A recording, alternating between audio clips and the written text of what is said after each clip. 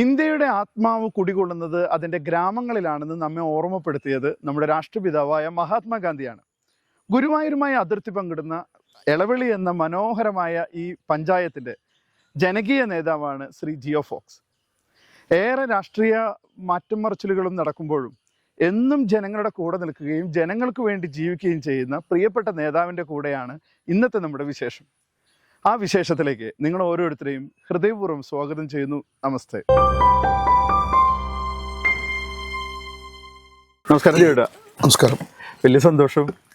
Glamour ഇത്തിരി കൂടിയില്ല. ഇങ്ങനെ ഓരോ കാലഘട്ടം കടക്കുന്നതോറും ഇങ്ങനെ ഒരു ഭംഗി, മറ്റേ മഹേഷിന്റെ പ്രതികാരത്തിൽ ഒരു ചേട്ടൻ സൂപ്പറായിട്ടാണ്. യെസ്, നമുക്കിങ്ങനെ വിശേഷങ്ങൾ പറഞ്ഞു പോവാം. ജിയോ ചേട്ടൻ എളവള്ളി പഞ്ചായത്തിൽ കഴിഞ്ഞ 5 വർഷം അല്ലേ, ഇങ്ങനെ അടിപൊളിയായിട്ട് 4 വർഷം സ്വരാജ് ട്രോഫി, മികച്ച പഞ്ചായത്തിനുള്ള ട്രോഫിയൊക്കെ മേടിച്ച് നല്ല അടിപൊളിയായിട്ടിരിക്കുകയാണ്. കുടുംബം, അങ്ങനത്തെ വിശേഷങ്ങളെ പറ്റി നമുക്ക് സ്റ്റാർട്ട് ചെയ്ത് പോവാം. അപ്പനമ്മ അധ്യാപകരല്ലേ? അപ്പൻ മരിച്ചു. അമ്മ ടീച്ചറാണ്, റിട്ടയർഡ് ടീച്ചറാണ്. പിന്നെ ഞാൻ സത്യത്തിലൊരു അധ്യാപക കുടുംബമാണ്. ഞാൻ അധ്യാപകനായിരുന്നു, HM ആയിരുന്നു. പിന്നെ അവിടുന്ന് പിന്നെ ഞാൻ റിസൈൻ ചെയ്തിട്ട് പിന്നെ സജീവ പൊളിറ്റിക്സിലേക്ക് ഇറങ്ങി.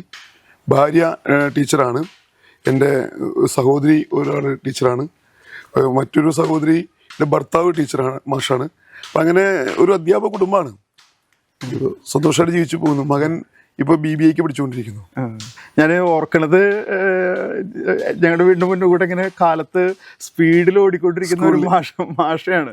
അന്ന് കപ്പീർ സ്കൂളിലേക്ക് ഞാൻ പോകുന്ന ആ വഴിക്കായിരുന്നു, ഇരിങ്ങപ്പുറം വഴിക്ക് പോയിരുന്നു. അതെ അതെ. സ്കൂളിൽ പിന്നെ സജീവ രാഷ്ട്രീയത്തിലേക്ക് ഇറങ്ങിയപ്പോൾ പിന്നെ ഞാൻ കുറച്ച് കൃഷിയും അതുപോലെ തന്നെ രാഷ്ട്രീയമായിട്ട് അങ്ങനെ മാറേണ്ടതായിട്ട് വന്നു. എങ്ങനെയാണ് ഈ പഞ്ചായത്ത് പ്രസിഡന്റിലേക്ക് എത്തിയ ആ വഴികള്? ഞാൻ 2000-ൽ പഞ്ചായത്ത് സ്റ്റാൻഡിംഗ് കമ്മിറ്റി ചെയർമാനായിരുന്നു. ഒന്ന് കോൺഗ്രസിലായിരുന്നു. പിന്നീട് ഞാൻ ഒന്ന് ചേഞ്ച് വന്നു. 2004-ൽ CPM ചേർന്ന ശേഷം ബ്ലോക്ക് പഞ്ചായത്ത് മെമ്പറായി.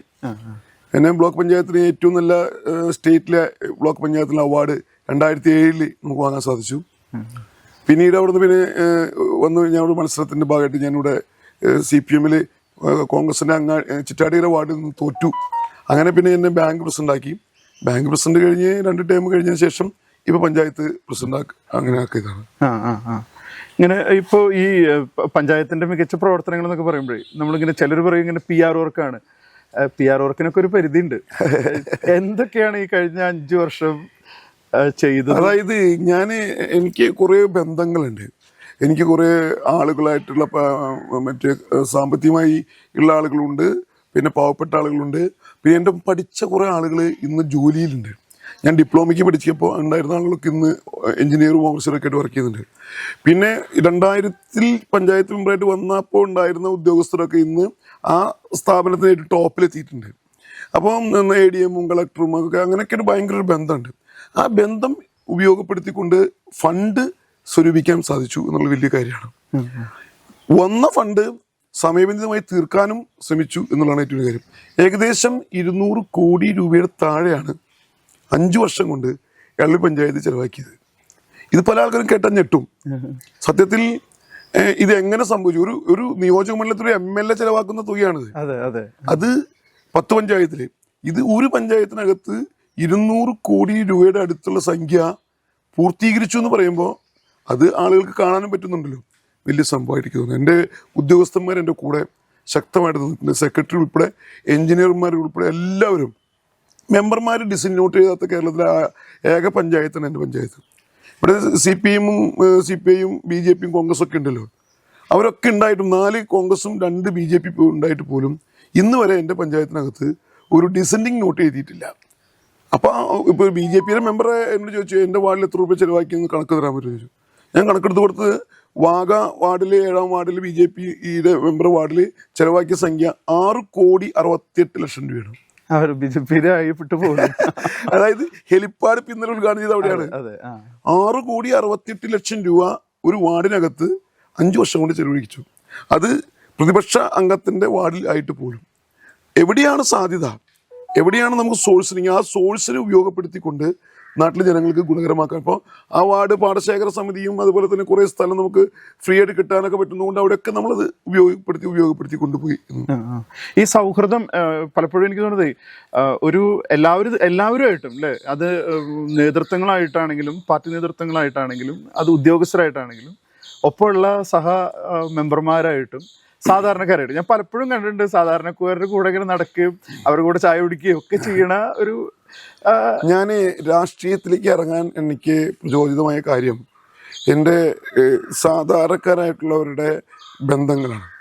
അപ്പം ഞാനിങ്ങനെ ആലോചിച്ചു, ഞാൻ ഈ നാട്ടിൽ ജനിച്ച് അങ്ങനെ ജീവിച്ചു പോകുന്നതിൻ്റെ അപ്പുറത്ത് ആരെങ്കിലുമൊക്കെ ഒന്ന് സഹായിക്കാൻ പറ്റുമെന്ന് നോക്കിയപ്പോൾ എനിക്ക് തോന്നി ഏറ്റവും നല്ലത് ഒരു രാഷ്ട്രീയ പ്രവർത്തനം പൊതുപ്രവർത്തനം ആവുക എന്നുള്ളതാണ്.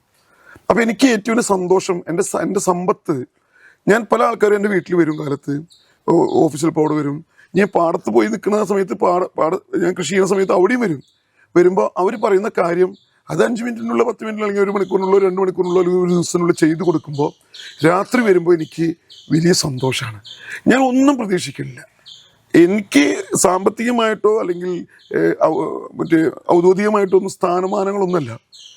എനിക്കും എൻ്റെ അടുത്ത് വന്ന് പറയുന്ന ഒരാളുടെ കാര്യം ചെയ്തു കൊടുക്കാൻ പറ്റാവുന്ന ഒരു തസ്തിക, അത്രമാത്രം ഉദ്ദേശിക്കുന്നുള്ളൂ. ഇന്ന് ഞാൻ സ്കൂളിൽ HM ആയിട്ട് വർക്ക് ചെയ്യണമെങ്കിൽ 1 ലക്ഷം രൂപ എനിക്ക് സാലറിയിലാണ്. ഞാൻ ഏകദേശം 2008 ഞാൻ റിസൈൻ ചെയ്തത്. ഇന്ന് എൻ്റെ ജൂനിയറായിട്ടുള്ള സ്റ്റാഫൊക്കെ 1 ലക്ഷം രൂപ സാലറി വാങ്ങണം. അത് വേണ്ടാന്ന് വെച്ച് കൃഷിയിലേക്ക് ഇറങ്ങാൻ കാരണം എനിക്ക് രാഷ്ട്രീയ പ്രവർത്തനം നടത്താനുള്ള സൗകര്യപ്രദമായൊരു മാർഗ്ഗം. പിന്നെ നമുക്ക് കടം ചോദിക്കാൻ പറ്റില്ലല്ലോ, നമുക്കൊരു സാമ്പത്തികം വേണ്ടേ. അപ്പോൾ ഞാൻ കൃഷി ചെയ്യാൻ തീരുമാനിച്ചു. ഏകദേശം ഒരു 5-6 ലക്ഷം രൂപയൊക്കെ എനിക്കൊരു വർഷം കൃഷിയിലൂടെ എനിക്ക് ലഭിക്കും. ഞാൻ ഏകദേശം ഒരു 30-40 ഏക്കറോളം കൃഷി ചെയ്യുന്നുണ്ട്. അപ്പോൾ അത് എൻ്റെ ഒരു വരുമാന മാർഗ്ഗമാണ്. പിന്നെ വീട്ടിലത്തെ കാര്യങ്ങളൊക്കെ ഭാര്യയും അമ്മയും ഒക്കെ ഉള്ളതുകൊണ്ട് അതങ്ങനെ അവർക്കൊക്കെ പെൻഷനും ശമ്പളമൊക്കെ ഉണ്ടാകും. പൊതുരംഗത്ത് നിന്ന് പ്രവർത്തിക്കുക, ആളുകളെ സഹായിക്കുമ്പോൾ കിട്ടുന്നൊരു സന്തോഷം, അത് രാത്രിയാകുമ്പോൾ ഒരു അസറ്റാണ് നമുക്ക്. സുഖമായിട്ട് കിടന്ന് ഉറങ്ങാൻ. ഈ പലപ്പോഴും ഇങ്ങനെ വിചാരിച്ചിട്ടുണ്ട്, ഈ നമ്മൾ കേരള മോഡൽ എന്നൊക്കെ പറയുന്ന പോലെ ഒരു എളവള്ളി മോഡൽ പലപ്പോഴും ഈ വികസന പ്രവർത്തനങ്ങളിൽ കണ്ടിട്ടുണ്ട്. ഈ ഭിന്നശേഷിക്കാരുടെ മക്കൾക്ക് അല്ലെങ്കിൽ ഭിന്നശേഷിയുള്ള കുട്ടികളെയൊക്കെ ശുശ്രൂഷിക്കുന്നത് അങ്ങനെ ഒരു എളവള്ളി മോഡൽ തന്നെ ഉണ്ട് അല്ലേ? ബഡ്സ് സ്കൂളുണ്ട്. ഈ എളവള്ളി മോഡലില് ഇപ്പൊ എനിക്ക് തോന്നുന്നത് വേറെ എവിടെയും ഉണ്ടാവില്ല എന്നാണ് ഈ ഹെലിപ്പാഡൊക്കെ. എന്താണ് അങ്ങനെയൊക്കെയുള്ള ചില പ്രൊജക്ടുകൾ, എന്തൊക്കെയാണ് അങ്ങനെ? ഞാൻ വീട്ടിൽ വന്നാലും എനിക്ക് ഒഴിവുള്ള സമയങ്ങളിലൊക്കെ ഞാൻ സ്വപ്നം കാണും. എൻ്റെ സ്വപ്നം എന്ന് പറഞ്ഞു കഴിഞ്ഞാൽ വികസന സ്വപ്നമാണ്. അപ്പോൾ എൻ്റെ നാടിനെ ഞാൻ എങ്ങനെയൊക്കെ മാറ്റണം എന്നുള്ളത് ഇങ്ങനെ സ്വപ്നം കണ്ടുകൊണ്ടിരിക്കും. അപ്പോൾ അത് പ്രാബല്യത്തിലാക്കാൻ വേണ്ടിയിട്ടുള്ള പ്രവർത്തനം നടക്കും. ഓരോ ശ്വാസം പുറത്തേക്ക് വിടുമ്പോഴും എൻ്റെ മനസ്സിനകത്ത് എളവള്ളിയെ എങ്ങനെ ഡെവലപ്പ് ചെയ്യാൻ പറ്റും, എളവള്ളിയെ എങ്ങനെ മാറ്റിയെടുക്കാൻ പറ്റും, അതിന് എന്തൊക്കെ ചെയ്താലേ പറ്റും, അങ്ങനെ കുറേ ഇങ്ങനെ കണ്ട്. എൻ്റെ സുഹൃത്ത്, ഇപ്പോൾ എനിക്ക് ഏറ്റവും കൂടുതൽ പ്രചോദനമായത് നമ്മുടെ അതിരപ്പള്ളി സിൽവർ സ്റ്റോമിൻ്റെ MD ഷാലിമാർക്കാണ്. ഷാലിമാർക്ക് എന്നോട് പറഞ്ഞത് ഹെലിപ്പാഡ് വന്നാൽ നമുക്ക് ഹെലികോപ്റ്റർ കൊണ്ടുവന്നിട്ട് ഹെലി ടൂറിസം നടത്താമെന്ന് എന്നോട് പറയണം. അപ്പോൾ ഞാനത് എടുത്തു. അപ്പോൾ ആളുകളെ ആകർഷിക്കപ്പെടും. കുറേ ആൾക്കാരോട് എത്തുമ്പോൾ വിപണി ഉണ്ടാവും.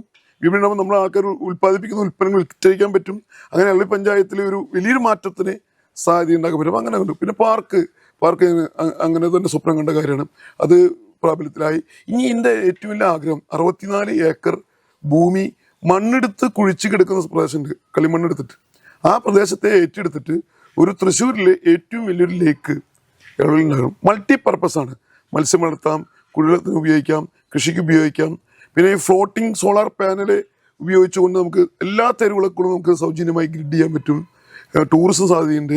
പച്ചത്തുരുത്ത് ഉണ്ടാക്കാം, പക്ഷി സങ്കേതം ഉണ്ടാക്കാം. ഒരു വലിയ, അതായത് 64 ഏക്കറിൽ 40 ഏക്കർ ലേക്കും ബാക്കി 24 ഏക്കർ ബെൻഡുമാണ്. ആ ബെൻഡിനെ ഉപയോഗപ്പെടുത്തിക്കൊണ്ട് നമുക്ക് വലിയ ഒരു സാധ്യത കാണുന്നുണ്ട്. എൻ്റെ മനസ്സിലുള്ള ഏറ്റവും വലിയ ആഗ്രഹങ്ങൾ ഒന്ന് അതാണ് ഇനി നടപ്പിലാക്കേണ്ടത്. ഈ കൃഷി ഒരു വീക്ക്നെസ് ആയിട്ട് തോന്നിയിട്ട് കൃഷിക്കാരുടെ പ്രശ്നങ്ങള്, അത് ഇപ്പൊ നമ്മൾ കുറച്ചു മുമ്പും കേട്ടു, പന്നി ശല്യത്തിനൊക്കെ വളരെ ഫലപ്രദമായിട്ട് അതും വളരെ ധൈര്യത്തോടു കൂടി എല്ലാ അതിന്റെ സാധ്യതകൾ ഉപയോഗിച്ച് അതിനെ ആ ശല്യത്തിനൊക്കെ ഒഴിവാക്കാനും. സംസ്ഥാന സർക്കാർ പന്നികളെ, കർഷക ദ്രോഹമായിട്ടുള്ള പന്നികളെ വെടിവെച്ച് കൊല്ലാൻ വേണ്ടി ഉത്തരവിട്ടപ്പോൾ കോട്ടയത്ത് ഒരാൾ അത് ഉത്തരവിന് വേണ്ടിയിട്ട് ഓർഡർ ഇടാൻ ശ്രമിച്ചു. 2ാമത്തെ ആളായിട്ട് ഞാൻ ഇട്ടു.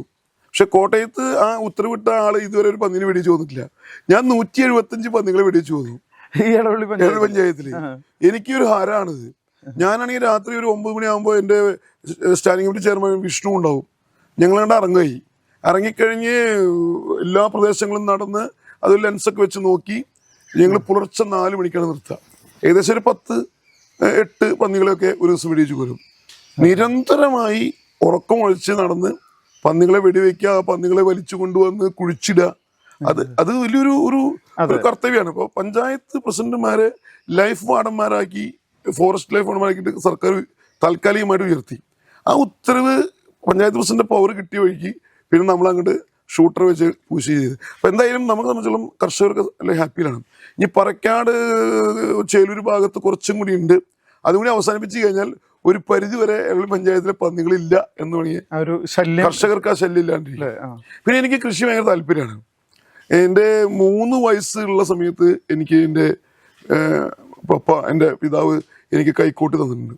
ആ കൈക്കോട്ട് കൊണ്ട് തെങ്ങിൻ്റെ കട കിളച്ചും വാഴ വെച്ചും അതൊക്കെ ഞാൻ അങ്ങനെ ചെയ്ത് എനിക്ക് ആ കൃഷിയിലേക്ക് എനിക്ക് വലിയൊരു ഹരമാണ്. ഇവിടെ ഇപ്പോൾ എൻ്റെ വീട്ടിൽ തന്നെ ഞാൻ 16 ജാതി വെച്ചിട്ടുണ്ട്. ഇന്നതൊരു ഈൽഡാണ്. പിന്നെ ഞാൻ നെൽകൃഷി എന്ന് പറഞ്ഞാൽ 120 ഏക്കർ വരെ കൃഷി ചെയ്തിട്ടുണ്ട്. പിന്നെ ഏറ്റവും വലിയ സന്തോഷം എന്ന് വെച്ചാൽ എൻ്റെ പൂർവികന്മാര് ഭക്ഷിച്ചു പോയ മുഴുവൻ നെല്ലും അരിയാക്കി കൊടുക്കാൻ എനിക്ക് ഈ കാലഘട്ടത്തിൽ സാധിച്ചു എന്നുള്ള വലിയ സന്തോഷമാണ്. എൻ്റെ അപ്പനപ്പാപ്പന്മാര് അവരെ തലമുറകളൊക്കെ അവര് കുടുംബങ്ങൾ അവരൊക്കെ ഭക്ഷിച്ച നെല്ല് ഉൽപ്പാദിപ്പിക്കാൻ എനിക്ക് സാധിച്ചു എന്നുള്ളത്. ഒരു ദിവസം ഒരു കൊല്ലം ഇപ്പൊ കഴിഞ്ഞ വർഷം ഞാൻ 48 ടണ്ണാണ് നെല്ല് എൻ്റെ 30 ഏക്കറിൽ നിന്ന്. അതുപോലെ 120 ഏക്കർ സമയത്തൊക്കെ എത്രയോ ടൺ നെല്ല് ഉണ്ടാക്കി കൊടുക്കാൻ പറ്റിയെന്നുള്ളത് വലിയൊരു അഭിമാനമാണ്. നമ്മൾ ഈ നാട്ടിൽ ജീവിച്ച് മുന്നോട്ട് പോകുമ്പോൾ നമ്മൾ ഭക്ഷിച്ചു പോകുന്ന സംഭവമൊക്കെ നമ്മൾ ഉണ്ടാക്കി വെച്ചു എന്ന് പറയുമ്പോൾ അത് വലിയൊരു സംഭവമാണ്. ഇപ്പൊ നമ്മൾ ഇരിക്കുന്നതിന് പുറകിലും ഇത് ഞാനൊരു പശുവിന്റെ ഒരു ഫാം, ഒരു 19 പശുക്കളുടെ ഫാം തുടങ്ങാൻ വേണ്ടി പുളിഞ്ചേരി മനയിൽ ഞാൻ സ്ഥലമൊക്കെ എടുത്ത് ഞാൻ അവിടെ തുടങ്ങാൻ നിൽക്കുന്ന സമയത്താണ് അതിൻ്റെ ട്രയൽ അടിച്ചാണ് ഇവിടെ. 3 പശുക്കളെ വളർത്തി 1.5 കൊല്ലത്തോളം നടത്തി. അപ്പൊ എനിക്ക് നല്ല മെച്ചപ്പെട്ട ഒരു അതിലുണ്ടായി. പക്ഷേ ഞാൻ പഞ്ചായത്ത് പ്രസിഡന്റ് ആയപ്പോൾ എനിക്ക് ഇതൊന്നും നോക്കാൻ പറ്റുന്ന അവസ്ഥ എളുപ്പമല്ല. അപ്പൊ അങ്ങനെ ഒരു കൃഷി ഏറ്റവും സന്തോഷകരമായ ഒരു പ്രവർത്തനം എന്ന് പറഞ്ഞാൽ ജോലിയേക്കാൾ വലുത് കൃഷിയാണ് ഞാൻ അങ്ങനെ കാണുന്നത്. ഞാൻ ഇപ്പോൾ ഒരു ഹൈസ്കൂൾ ഒരു LP സ്കൂൾ HM ആയിട്ട് പ്രവർത്തിച്ചിട്ട് പോലും എനിക്ക് സന്തോഷം കിട്ടിയിട്ടില്ല. കൃഷി അങ്ങനെ ഒരു വേറൊരു മൂടാണ്. പപ്പയെ പറ്റിയിട്ട് പറഞ്ഞപ്പോഴേ, പപ്പ അധ്യാപകനായിരുന്നു അല്ലെ, എളവള്ളി സ്കൂളിലെ അധ്യാപകനായിരുന്നു. ജിയോ ഫോക്സ് പേരിന് തന്നെ ഒരു പ്രത്യേകതയുണ്ട്. അത് സത്യത്തില് എൻ്റെ പപ്പയുടെ അപ്പൻ ഇവിടെ ഒരു ഇപ്പൊ പഞ്ചായത്ത് ഓഫീസൊക്കെ നിൽക്കുന്ന മാർക്കറ്റ് പറമ്പൊക്കെ ലേലം ചെയ്തിരുന്ന ഒരു വ്യക്തിയാണ്. അപ്പൊ അങ്ങനെ ഞാൻ പറഞ്ഞു കേട്ടിട്ടുള്ളത് അസാമാന്യമായ ഒരു ഒരു ബുദ്ധിയുടെ ഉടമയാണെന്നുള്ളതിന്റെ അടിസ്ഥാനത്തിൽ ആളുകൾ കുറുക്കൻ എന്ന രീതിയിൽ ഒരു ബുദ്ധി അങ്ങനെ വിളിച്ചൊന്ന് ഞാൻ കേൾക്കണത്, എനിക്ക് സത്യാവസ്ഥ അറിയില്ല. അപ്പൊ അങ്ങനെ വന്നപ്പോ ആ അപ്പാപ്പന്റെ പേര് അങ്ങനെ എൻ്റെ അപ്പന് കിട്ടി. അപ്പൊ എൻ്റെ അപ്പൻ മാഷാണെങ്കിലും കുറുക്കൻ മാഷ് അല്ലെങ്കിൽ കുര്യൻ മാഷ് എന്ന് വിളിക്കുന്ന കുറുക്കൻ മാഷ് എന്ന് വിളിക്കുന്ന അത് എല്ലാ നാട്ടിലുണ്ട്.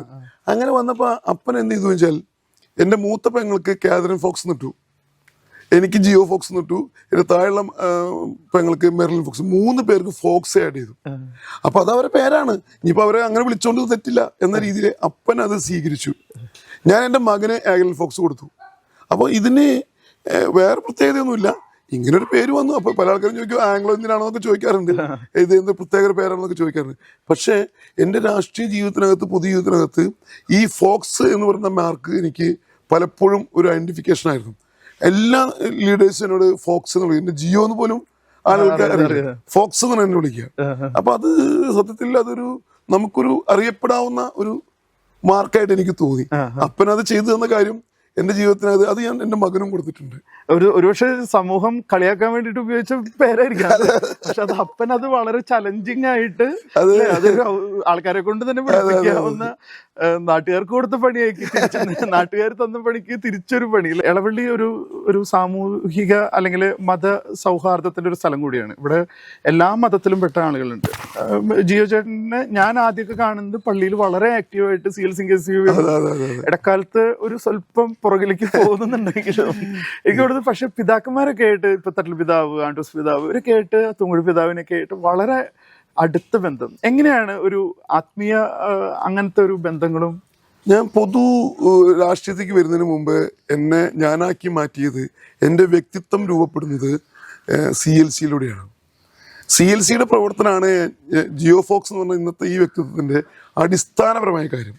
അപ്പോൾ എനിക്ക് മതപരമായി എനിക്ക് എല്ലാ കാര്യങ്ങളിലും താല്പര്യം.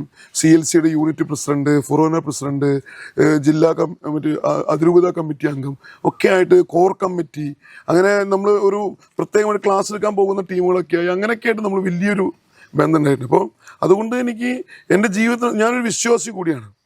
ഞാൻ ഇപ്പോൾ ഇന്ന് CPM പ്രവർത്തനമാണെങ്കിൽ പോലും വിശ്വാസിയായ CPM പ്രവർത്തകനായിട്ട് ഞാൻ എപ്പോൾ നിൽക്കുന്നത്. എന്തായാലും എനിക്കത് അച്ഛന്മാരായിട്ടും സിസ്റ്റേഴ്സായിട്ടും ഒക്കെ ഭയങ്കര അടുപ്പവും ബന്ധം നിർത്താൻ സാധിച്ചിട്ടുണ്ട്. എനിക്ക് അതിൻ്റെ ഭാഗമായിട്ട് ഞാൻ എൻ്റെ ജീവിതത്തിലെ ഒരു വ്യക്തിത്വം ഉണ്ടാക്കിയെടുത്തത് ഈ CLCയിലൂടെയാണെന്നുള്ളത് പറയാൻ എനിക്കൊരു മടിയില്ല. പിന്നീട് അങ്ങനെ ഐസ് പ്രവർത്തനം അങ്ങനെ തിരിച്ച് അങ്ങനെ പോകുന്നു. പക്ഷെ അതുകൊണ്ട് ഈ പിതാക്കന്മാരൊക്കെ ആയിട്ട് ഞാൻ നല്ല ബന്ധം, അവരൊക്കെ എല്ലാ കാര്യത്തിലും എന്നെ സഹായിച്ചിട്ടുണ്ട്. എന്നെ മാത്രമല്ല, ഞാൻ പള്ളിയുടേതായ എല്ലാ കാര്യങ്ങളും തിരിച്ചു സഹായിച്ചു. അപ്പോൾ മുസ്ലിം പള്ളികളായാലും ഹൈന്ദവ അമ്പലങ്ങളായാലും ഒക്കെ അവരൊക്കെ കെട്ടിടങ്ങൾ നമ്പർ കൊടുക്കാത്തത് കൊടുക്കലും പ്രശ്നങ്ങൾ പരിഹരിക്കലും നഞ്ചമാറ്റിലും എന്നെ കൊണ്ട് ചെയ്യാൻ പറ്റാവുന്ന രീതിയിലൊക്കെ ഞാൻ സഹായിച്ചു. അപ്പോൾ അതുകൊണ്ട് പിതാക്കന്മാർക്ക് ഒരു സ്നേഹം എന്നോട് ഉണ്ടായിട്ടുണ്ട്, സത്യമാണ്. ഈ നമ്മൾ വീണ്ടും ഇളവള്ളിയുടെ ഒരു വികസനമൊക്കെ ആയിട്ട് വരുമ്പോൾ ഈ ഞാൻ നേരത്തെ ചോദിച്ച ചില കാര്യങ്ങൾ വളരെ വ്യത്യസ്തമായിട്ട്, ഇപ്പോൾ ഈ ഗ്രാമവണ്ടി എനിക്ക് തോന്നുന്നത് അത് ആദ്യമായിട്ട് അല്ലേ കേരളത്തില് ഇംപ്ലിമെന്റ് ചെയ്ത ഒരു പഞ്ചായത്ത്. ഗ്രാമവണ്ടി സംസ്ഥാനത്തെ 2ാമത്തെ ഏറ്റവും മികച്ച ഗ്രാമപഞ്ചായത്തിലെ അവാർഡ് വാങ്ങാൻ വേണ്ടി ഞാൻ തിരുവനന്തപുരത്ത് പോയപ്പോൾ അവിടെ വെച്ചിട്ട് ആ അവാർഡ് കൊടുക്കുന്ന യോഗത്തിൽ മിനിസ്റ്റർ ആന്റണി രാജു പറയാണ്, അതായത് ഞങ്ങളിങ്ങനെ ഗ്രാമീണ മേഖലകളിൽ ഒരു ഗ്രാമവണ്ടി എന്നുള്ള ഒരു പ്രപ്പോസൽ വെക്കുന്നുണ്ട്, അപ്പോൾ നിങ്ങളൊക്കെ അത് ഉപയോഗപ്പെടുത്തുമെന്നൊക്കെ പറഞ്ഞ് സംസാരിച്ചു. ഞാൻ എൻ്റെ കൂടെ പോയ എല്ലാ മെമ്പർമാരും വിളിച്ച് ഒറ്റ കാര്യം പറഞ്ഞല്ലോ, മിനിസ്റ്റർ ഇറങ്ങുമ്പോൾ നമ്മൾ കാണണം, ഈ ഗ്രാമവണ്ടി ആദ്യം നമ്മൾ വാങ്ങും. അങ്ങനെ മിനിസ്റ്റർ ഇറങ്ങി വരുമ്പോൾ ഞങ്ങൾ കണ്ടൊരു ഫോട്ടോ എടുത്തിട്ട് ഞാൻ പറഞ്ഞു, മന്ത്രി ഞങ്ങൾക്ക് ഗ്രാമവണ്ടി ആദ്യമായി തരുന്നു. പക്ഷെ അദ്ദേഹം അദ്ദേഹം തിരുവനന്തപുരത്ത് പാറശാലയിലാണെന്ന് എനിക്ക് തോന്നുന്നത്. അദ്ദേഹത്തിൻ്റെ അവിടെയാണ് അദ്ദേഹത്തിന് മണ്ഡലത്തിന് ആദ്യത്തെ വണ്ടി കൊടുത്ത് 2ാമത്തെ വണ്ടി നമുക്ക് തന്നു. ഇപ്പോൾ ഒരു ഏകദേശം 8,000-9,000 രൂപ കളക്ഷനുമായി ബന്ധപ്പെട്ട് ആ വണ്ടി സുന്ദരമായി ഓടിക്കൊണ്ടിരിക്കുകയാണ്. ഗുരുവായൂർ മെഡിക്കൽ കോളേജ്, അതുപോലെ തന്നെ തൃശ്ശൂർ ഒക്കെ പോയിക്കൊണ്ട് സാധാരണക്കാരായിട്ടുള്ള ആളുകൾക്ക് മെഡിക്കൽ കോളേജിൽ പോയി ബൈസ്റ്റാൻഡേഴ്സിന് അവിടെ പോകാനും തിരിച്ചിങ്ങോട്ട് വരാനും ഡോക്ടറെ കാണാനൊക്കെ പറ്റുന്ന ഏറ്റവും സഹായകരമായ ഒരു സംവിധാനം. അപ്പം നമുക്ക് നമ്മുടെ നാട്ടുകാർക്ക് ഏറ്റവും ആദ്യം കുറച്ച് തർക്കമൊക്കെ ഉണ്ടായിരുന്നു, അത് അതിൽ കൂടെ പോയില്ല, ഇതിൽ കൂടെ പോയില്ല, ഈ റൂട്ട് വേണം, ആ റൂട്ട് വേണം. പക്ഷെ ഇന്ന് ജനങ്ങളത് സ്വീകരിച്ചു കഴിഞ്ഞു. മറ്റൊരു ഇങ്ങനെ പെട്ടെന്ന് തോന്നും അതത്ര വലിയ പ്രശ്നമാണോ ഈ ഡയപ്പർ ഇതിന്റെ ഡയപ്പർ ഡിസ്ട്രോയർ എന്ന് പറഞ്ഞു കഴിഞ്ഞാൽ എൻ്റെ വാർഡില് ഒരു കുടുംബശ്രീ അംഗം എന്നോട് പറയുന്നത്, പ്രസിഡന്റ് എല്ലാ കാര്യങ്ങളും ആക്റ്റീവാണ്, പക്ഷെ എൻ്റെ അച്ഛനും അമ്മയും ഞങ്ങളൊക്കെ അവർക്ക് ഡയപ്പർ ഞങ്ങൾ എന്ത് ചെയ്യും, കത്തിക്കാനും പറ്റൂല, അത് കുഴിച്ചിടാനും പറ്റില്ല. അതുകൊണ്ട് പ്രസിഡന്റ് ഒന്ന് ആലോചിക്കുന്നു. സത്യം ഞാൻ എൻ്റെ മനസ്സിലിങ്ങനെ ആലോചിച്ചു ഇതിനൊരു പരിഹാരം കാണേണ്ടത്. അങ്ങനെ ഇരിക്കുന്ന സമയത്ത് ഒരാഴ്ച കഴിഞ്ഞപ്പോൾ ഒരു എഞ്ചിനീയർ എൻ്റെ അടുത്ത് വരിക, ഈ ഇവിടുത്തെ വ്യവസായ എസ്റ്റേറ്റിൽ എനിക്കൊരു 10 സെന്റ് സ്ഥലം ഒരു സ്ഥാപനം തുടങ്ങാൻ കിട്ടുമായിരുന്നു. അപ്പോൾ എന്ത് സ്ഥാപനമാണെന്ന് ചോദിച്ചു. അപ്പോൾ എല്ലാതും ഈ മാലിന്യ സംസ്കരണവുമായി ബന്ധപ്പെട്ട് ഉള്ള പ്രവർത്തനങ്ങൾ ചെയ്യുന്നത്. അപ്പോൾ 4R ടെക്നോളജി എന്നാണ് സ്ഥാപനത്തിൻ്റെ പേര്. അപ്പോൾ ഞാൻ അങ്ങനെ സംസാരിച്ചുകൊണ്ടിരിക്കുമ്പോൾ ഞാൻ പറഞ്ഞു, എനിക്കിങ്ങനെ ആഗ്രഹമുണ്ട്, നമുക്ക് നടപ്പിലാക്കാൻ പറ്റുമോ? അപ്പോൾ ഞാനൊരു ഡിപ്ലോമ കഴിഞ്ഞ ഒരാളാണെന്നുള്ള നിലയ്ക്കും മെക്കാനിക്കൽ ഡിപ്ലോമ ആണെന്ന് എനിക്കും ഒരു ഇൻട്രസ്റ്റ് വന്നു. പുള്ളി ഞാനും കൂടി മുടക്ക് ദിവസങ്ങളിൽ സെക്കൻഡ് സാറ്റർഡേ ഞായറാഴ്ചകൾ ഒക്കെ ഞങ്ങളിരുന്ന് പഞ്ചായത്ത് ഓഫീസിലിരുന്ന് ഞങ്ങൾ ഡിസ്കഷൻ തുടങ്ങി. കാരണം ഭയങ്കര ടാസ്ക്കാണിത്, ഇത് പൊല്യൂഷൻ കൺട്രോൾ ബോർഡിൻ്റെ അനുമതി കിട്ടില്ല എന്ന് പറഞ്ഞു. ഞാൻ പറഞ്ഞു അത് കുഴപ്പമില്ല, നമുക്ക് വാങ്ങാം. തീർച്ചയായും ഞാൻ അവിടെ പോയി പൊല്യൂഷൻ കൺട്രോൾ ബോർഡിൻ്റെ അവിടെ ഇരുന്ന് കാര്യങ്ങളൊക്കെ പറഞ്ഞ് എന്തൊക്കെയാണ് ഇതിന് വേണ്ട മാനദണ്ഡങ്ങൾ അതൊക്കെ എഴുതി തരാൻ പറഞ്ഞു. അതൊക്കെ എഴുതി വാങ്ങി കൃത്യമായി അത് പണിത് അതിൻ്റെ ഫണ്ട് പഞ്ചായത്തിന് കൊടുത്തു. ഇന്ന് അത് മന്ത്രി MP രാജേഷ് പേരിട്ടുള്ളത് എളവള്ളി മോഡൽ ഡയപ്പർ ഡിസ്ട്രോയർ എന്നാണ്. ഏകദേശം 30ഓളം പഞ്ചായത്തുകൾ ഇപ്പോൾ കേരളത്തിൽ നിർമ്മിക്കാനായിട്ട് എഗ്രിമെന്റ് വെച്ചിരുന്നു ഞാൻ മനസ്സിലാക്കണം. തീർച്ചയായിട്ടും അത് പൊല്യൂഷൻ കൺട്രോൾ ബോർഡ് വന്ന് അനുമതി തന്നു. അവർ പറയുന്ന എല്ലാ മാനദണ്ഡങ്ങളും പാലിച്ചു. എൻ്റെ കുടുംബശ്രീ അംഗത്തിൻ്റെ അടുത്ത വാർഷികത്തിന് മുമ്പ് തന്നെ അത് പൂർത്തീകരിക്കാനായി എന്ന് പറഞ്ഞാൽ അതൊരു വലിയ ഒരു എന്താ പറയുക ഒരു നേട്ടമായിട്ട് ഞാൻ കാണുകയാണ്. അതെ, ഈ ഇപ്പൊ ഗുരുവായൂർ നഗരസഭയുടെ ഒരു കുറച്ച് ഭാഗം അല്ലെ അതിർത്തി പങ്കിടുന്ന ഒരു പഞ്ചായത്ത് എന്നുള്ള രീതിയിൽ ഈ നമുക്ക് ഈ ഗുരുവായൂരിന്റെ വികസനങ്ങളും അല്ലെങ്കിൽ അതുമായിട്ട് ബന്ധപ്പെട്ടുള്ള ഏതെങ്കിലും രീതിയിലുള്ള കാര്യങ്ങൾ ഇളവള്ളിക്കും ഉണ്ടായിട്ടുണ്ടോ?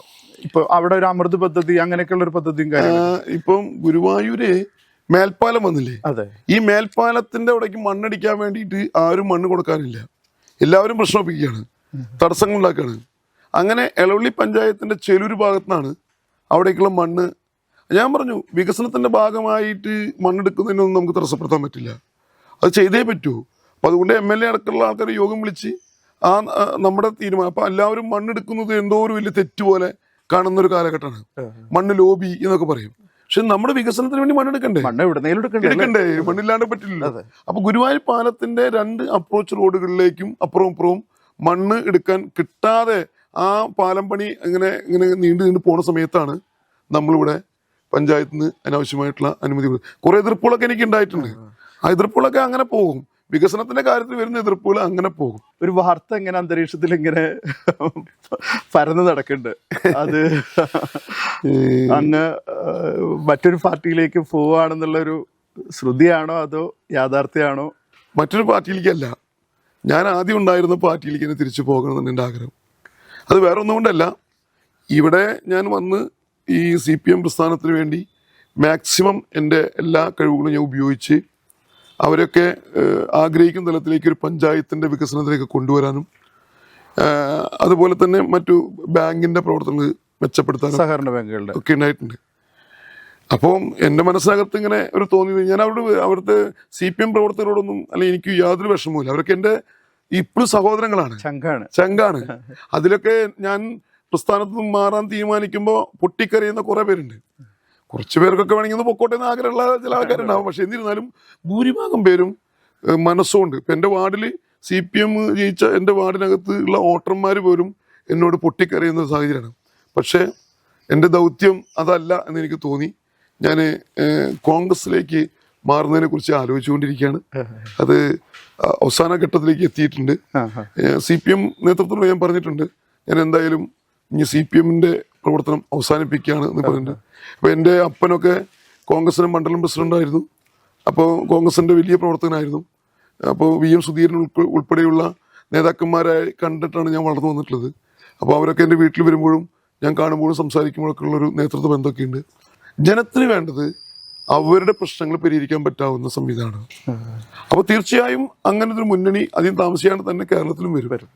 അപ്പൊ അതിന് മുന്നോടിയായി ഞാൻ എൻ്റെ ഒരു തീരുമാനം എടുക്കണം. അതൊരു ഒരുപക്ഷെ ചിലപ്പോൾ ഏതെങ്കിലും മേഖലയിൽ തഴയപ്പെട്ടു അങ്ങനത്തെയൊക്കെയുള്ള എന്തെങ്കിലുമൊക്കെ കാരണം കൊണ്ടോ ആയിരിക്കുമോ? അതായത് ഇന്ന് എന്നെ CPMൽ സഹായിച്ചിരുന്ന നേതൃത്വമുണ്ട്. ആ നേതൃത്വം ഇന്നും മാറിക്കഴിഞ്ഞു. അവര് അവരുടെ സ്ഥാനത്ത് നിന്നും അവരൊക്കെ തൽക്കാലമായിട്ട് വേറെ ഓരോ ഇതിലേക്ക് മാറപ്പെട്ടിട്ടുണ്ട്. അതായത് ജിയോചേട്ടനെ സഹായിച്ചിരുന്ന കൃത്യമായിട്ട് അറിയാത്തൊരു നേതൃത്വമാണ് ഇപ്പോൾ ഉള്ളത്. അപ്പൊ അങ്ങനെ വരുമ്പോ അവര് എന്നെ തഴയാനുള്ള ചില ശ്രമങ്ങളൊക്കെ നടത്തിക്കൊണ്ടിരിക്കുന്നുണ്ട്. അപ്പൊ ഞാന് ഇഷ്ടമല്ലെങ്കിൽ പിന്നെ നമുക്ക് നിക്കടയിൽ കാര്യമില്ല. എനിക്ക് അവരോട് വേറെ വൈരാഗ്യമൊന്നുമില്ല. പക്ഷെ എന്നെ സഹായിച്ചിരുന്ന നേതൃത്വം ആ സ്ഥാനങ്ങളിൽ നിന്നൊക്കെ മാറിയപ്പോൾ മറ്റു പുതിയ നേതൃത്വം കടന്നു വന്ന് അവര് നമ്മളെ തഴയാൻ വേണ്ടി ശ്രമം നടക്കുന്നു കണ്ടപ്പോൾ ഞാൻ അത് വിട്ട് തൽക്കാലം ഒന്ന് മാറി നിൽക്കണം. 2 പ്രവർത്തകർ ഈ ദിവസങ്ങളിൽ നമ്മൾ കണ്ടു. ഒന്ന് കഴിഞ്ഞ ദിവസം ഒരു മെമ്പറായിട്ടുള്ള ആള് പറയായിരുന്നു, എനിക്ക് രാത്രി കരച്ചിലാണ് വരണത് ഇപ്പോ ഈ ഒരു വിശേഷത്തിന്റെ പേരിൽ. ഞാനിങ്ങനെ വൈഫിന്റെ അടുത്ത് പറയായിരുന്നു, അയ്യോ ഭയങ്കര കഷ്ടമായില്ലോ എന്നൊക്കെയുള്ള അങ്ങനെ ഒരു സങ്കടം പറച്ചില്. മറ്റൊരു പാർട്ടി ഭയങ്കര സ്ട്രോങ് ആയിട്ടുള്ള ഒരാളെ ഇന്ന് കാലത്ത് കണ്ടു. ആള് പറയണത് ഇങ്ങനെ സ്വകാര്യമായിട്ടാണ് ചോദിക്കണത്, ഇങ്ങനെ കേട്ടു കാര്യങ്ങൾ, കേട്ടു വിടാൻ സമ്മതിക്കില്ല എന്നൊക്കെ പറഞ്ഞിട്ട് അങ്ങനെ ഒരു സ്ട്രോങ്, അത് ഒരു ഹൃദയബന്ധം. എനിക്ക് എൻ്റെ പഞ്ചായത്തിനകത്ത് ആളുകൾ എന്നോട് കാണിക്കുന്ന സ്നേഹം എനിക്ക് മനസ്സിലാക്കാൻ പറ്റും. അതായത് രാഷ്ട്രീയം നോക്കാറില്ല. ഇപ്പോൾ ഒരു BPL കാർഡ് വേണമെന്ന് പറഞ്ഞ ഒരാൾ എൻ്റെ അടുത്ത് വന്ന് പറഞ്ഞ് അത് ആവശ്യമുള്ളതെന്ന് കണ്ടാൽ ഞാൻ അപ്പം തന്നെ വാങ്ങിച്ചു കൊടുക്കും. ഇനി കളക്ടർ അടുത്ത് പോയിട്ട് കാര്യം നടക്കാനാണ് ഒരാൾ എൻ്റെ അടുത്ത് വന്ന് പറഞ്ഞെങ്കിൽ ഞാൻ എൻ്റെ ജീപ്പിൽ കയറ്റി കൊണ്ടുപോയി കാര്യം നടത്തി കൊടുക്കും. എനിക്കിഷ്ടം, ഞാൻ നേരത്തെ സൂചിപ്പിച്ചുല്ലോ, എനിക്കിഷ്ടം രാത്രിയായിട്ട് വീട്ടിലേക്ക് എത്തുമ്പോഴേക്കും എനിക്ക് എൻ്റെ അടുത്ത് വന്ന് പറഞ്ഞ ആളുകളുടെ കാര്യങ്ങളൊക്കെ 100% ചെയ്തു കഴിഞ്ഞു എന്നുള്ളതാണ് എൻ്റെ ചോദ്യം. പക്ഷെ അവർ കഴിഞ്ഞ ആൾക്കാർ ചിലപ്പോൾ വിളിക്കാറൊന്നുമില്ല, പക്ഷെ അവരുടെ മനസ്സിൻ്റെ ഉള്ളിൽ അവർ സൂക്ഷിക്കും. എനിക്ക് ചെയ്തു കൊടുത്ത കാര്യങ്ങളൊന്നും ഓർമ്മയില്ല ഇപ്പോൾ, ഇത്രയും വർഷങ്ങളായിട്ട് ചെയ്ത കാര്യം. പക്ഷെ ഞാൻ ചില വീടുകളിലൊക്കെ ചെല്ലുമ്പോൾ അവർ തിരിച്ചിങ്ങോട്ട് പറയുന്നത് അന്ന് ഇങ്ങനെ എങ്ങനെ സഹായിച്ചു, ഇന്ന് എന്നെ എങ്ങനെ സഹായിച്ചു എന്നൊക്കെ പറഞ്ഞിട്ട് പല കാര്യങ്ങളും പറയുന്നത്. അവർ മനസ്സിൽ ആ ഒരു സ്നേഹം കാത്തു സൂക്ഷിക്കുന്നുണ്ട് എന്നുള്ളതാണ് ഞാനിപ്പോൾ പാർട്ടി മാറുമ്പോൾ അവർക്ക് പാർട്ടി മാറുകൊണ്ടല്ല വിഷമം, അവർക്ക് ഞാൻ സ്ഥാനമൊന്നുമില്ലാണ്ട് ഒന്നുമില്ലാത്ത ഒരാളായി മാറുമോ എന്നുള്ള ഒരു വിഷമാണ് അവർ പ്രകടിപ്പിക്കുന്നത്. അവരെല്ലാവരും പറഞ്ഞത് കാരണം ആശ്രയിക്കാൻ പറ്റുന്നൊരു അത്താണി ഇല്ലാണ്ടാവോ എന്നുള്ളതാണ് അവർ. അതുകൊണ്ടാണ് ഈ പൊട്ടിക്കരച്ചിൽ. അതാണ് എന്റെ പാർട്ടി തിരിച്ച് കോൺഗ്രസിലേക്ക് വരുമ്പോൾ നേരത്തെ ദിവസങ്ങളൊക്കെ പറ്റിയിട്ട് പറയുമ്പോൾ കോൺഗ്രസ് ആണ് ശരി എന്നുള്ള ആ ഒരു ബോധ്യത്തിലൂടെയാണോ? സത്യത്തിൽ എൻ്റെ മനസ്സിനകത്ത് കോൺഗ്രസ് ബ്ലഡാണ്. ഞാനത് പിന്നീട് ഒരു പ്രത്യേക സാഹചര്യത്തിൽ ഇവിടുത്തെ കുറച്ച് കോൺഗ്രസ്സുകാരൊക്കെ കൂടി നമുക്ക് പ്രാദേശിക വിഷയം ഉണ്ടാക്കിയപ്പോൾ ഞാൻ അങ്ങനെ ഒന്ന് ചേഞ്ച് ചെയ്തു മാത്രമേ ഉള്ളൂ. എൻ്റെ കുടുംബ അന്തരീക്ഷവും എൻ്റെ മറ്റു ബന്ധുക്കളും എൻ്റെ സുഹൃത്തുക്കളും ഒക്കെ കോൺഗ്രസ്സുകാരാണ്. അപ്പം എനിക്ക് അങ്ങനെ കോൺഗ്രസ്സിലേക്ക് തിരിച്ചു വരുന്ന ആഗ്രഹമൊക്കെ ഉണ്ട്. പക്ഷെ എന്നിരുന്നാലും ഞാൻ ഈ CPM എന്ന് പറഞ്ഞ പാർട്ടിയെ സ്നേഹിച്ചു, അതിനെ സഹായിക്കാൻ വേണ്ടി മുന്നോട്ട് പോയി. അപ്പോൾ എനിക്ക് അവിടെ എല്ലാവരും പിന്തുണയുണ്ടായിരുന്നു. ഇപ്പോൾ ഉള്ള MLA ഉൾപ്പെടെയുള്ള ആളുകളൊക്കെ എന്നെ ഏറ്റവും കൂടി വളർത്തി വലുതാക്കി വന്നതിന് പങ്കുവച്ച ആളാണ്. പക്ഷെ അവരൊക്കെ ഫീൽഡ് ഔട്ടായി. അവരിപ്പോൾ കമ്മിറ്റികളിൽ നിന്നൊക്കെ മാറി പുതിയ ആൾക്കാരൊക്കെ വന്നപ്പോൾ അവർക്ക് എന്നെക്കുറിച്ച് അല്ലെങ്കിൽ എൻ്റെ പ്രവർത്തനം കുറിച്ച് അറിയില്ല. അപ്പോൾ സ്വാഭാവികമായിട്ടും അവർ എന്നെ ഒന്ന് തഴയാൻ വേണ്ടിയിട്ടുള്ള ശ്രമങ്ങളൊക്കെ നടക്കുന്നുണ്ട്. പക്ഷെ അതുകൊണ്ട് മാത്രമല്ല, ഞാൻ എൻ്റെ മനസ്സിൽ തീരുമാനിച്ചു ഈ ദൗത്യം കഴിഞ്ഞു, ഇനി അടുത്ത ദൗത്യത്തിലേക്ക് കിടക്കാം. കോൺഗ്രസ് ആയിരിക്കാം അല്ലെ ഇനി ഒരു ഭാവി ഒരു പ്രതീക്ഷ നൽകുന്ന? തീർച്ചയായും ഇപ്പോൾ ജനങ്ങൾ ആഗ്രഹിക്കുന്നത് ഈ NDA തകർത്തുകൊണ്ട് ഒരു ഇന്ത്യ മുന്നണി അല്ലെങ്കിൽ കോൺഗ്രസ് ലൈനിലാണ് ഉദ്ദേശിക്കുന്നത്. കേരളത്തിൽ ഇപ്പോൾ CPM-നോട് കുറച്ച് താല്പര്യമുള്ള ഒരു സംവിധാനം ഉണ്ട്. എന്നിരുന്നാലും അതാണ് സ്ഥായി. ഇപ്പോൾ ഇന്ത്യയിലെ ഒരു സംവിധാനം കൊണ്ടുവരാൻ ഒരിക്കലും CPM-ന് ഒറ്റയ്ക്ക് പറ്റില്ല. അതെ, കോൺഗ്രസിന്റെ പിന്തുണയില്ലാണ്ട് പറ്റില്ല. അപ്പോൾ കോൺഗ്രസ് ആണ് അതിൻ്റെ ഇപ്പോഴത്തെ രീതിയിൽ ആളുകൾക്ക് ഇഷ്ടപ്പെടുന്ന അല്ലെങ്കിൽ കാര്യങ്ങൾ ചെയ്തുകൊണ്ടിരിക്കുന്നതെന്ന് നമുക്ക് ബോധ്യപ്പെടുന്നുണ്ട്. പക്ഷെ എന്നിരുന്നാലും ഇവരോടൊന്നും എനിക്ക് യാതൊരുവിധ എതിർപ്പോ അകൽച്ചയില്ല. എന്നെ ഞാനായി കാണുന്നതിൽ ഏറ്റവും കൂടുതൽ ഇഷ്ടപ്പെടുന്ന നിരവധി CPM-കാരുണ്ട്. അതിൽ എനിക്ക് എന്തെങ്കിലും പ്രശ്നം വന്നാൽ എൻ്റെ വീടിന് കാവൽ വന്ന് കിടക്കുന്ന എൻ്റെ പ്രിയപ്പെട്ട സുഹൃത്തുക്കൾ CPM-ലുണ്ട്. അതൊന്നും ഞാൻ മറക്കില്ല.